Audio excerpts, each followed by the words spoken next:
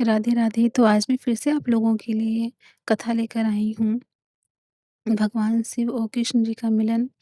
जब एक बार जब कान्हा जी ने धरती पे जन्म लिया था 50 5000 वर्ष पूर्व, तो वे नंद गाँव में उन्होंने जन्म लिया था यशोदा जी के घर में। तो वहाँ पे जब ये बात शिव जी को पता चली तो उनके मन में इच्छा हुई कि मैं भी कान्हा जी के बाल स्वरूप को देखूँगा, उनके दर्शन करूँगा।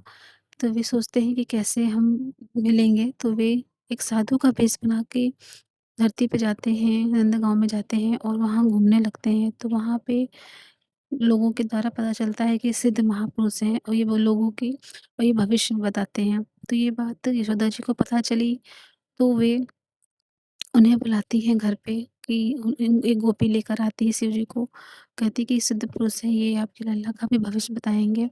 यशोदा जी कहती देख के कहती हैं कि इनका भेष देख के तो मैं भी डर गई। मैं अपने लल्ला को कैसे मिलाऊँ इनसे?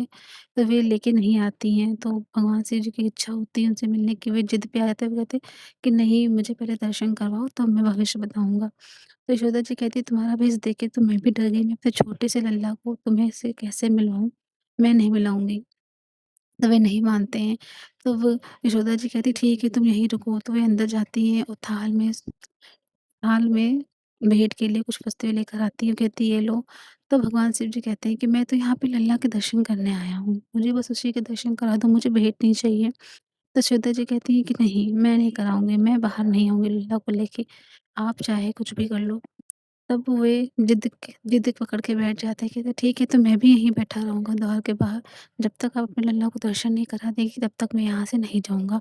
और वे ज़िद करके वहीं बैठ जाते हैं। सुबह तब ये यशोदा मैया सोचती हैं कि ऐसे कैसे मैं बाहर लेके जाऊँ अपने लल्ला को, ये साधु तो मान ही नहीं रहे हैं।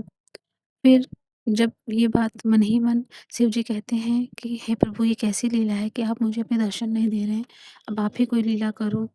तो ये सुन के ही कान्हा जी को उनके मन की बात समझ जाते हैं शिव जी की, और तेज-तेज से रोने लगते हैं।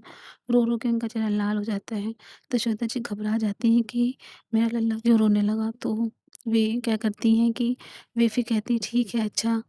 तब बाहर से शिव जो साधु का रूप लेके बैठे होते हैं, वो तो कहते हैं कि मैया एक बार लल्ला के दर्शन करा दो, नज़र लग गई है, मैं इसकी नज़र उतार दूँगा।